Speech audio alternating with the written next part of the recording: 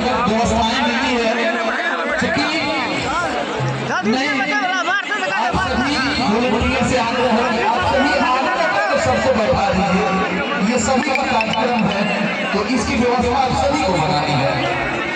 हाँ चलिए आप लोग बैठे रहिए, हाला मत कीजिए क्योंकि जितने भी कलाकार हैं इसी मन से होगा, बेचैनी नहीं है। सब आएंगे, सब यही से गाएंगे, इसी मन से गाएंगे। आइए आप यही से बदलना चाहा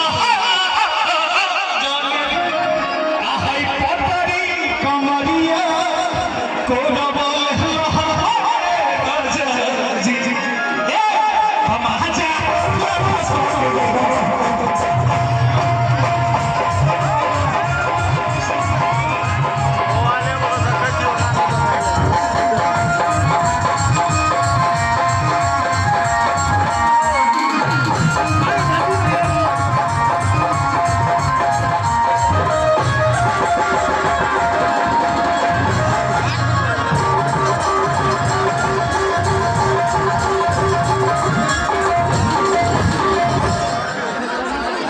सारा प्यार जो बाबू तार सारा प्यार पेटी पर जाता है कैसे सब देखो ना करके इधर के छटवावत तो नहीं बाबू कौन बात खाइए पिए से बोले जी ना ठीक है भगवान बड़ा सारू बोल दिया।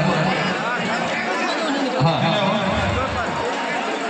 निश्चित खाए पिए के तो पूरा व्यवस्था बा भाई दिलत रही आते ओकर पाए मसीह हो अरे हरे की सब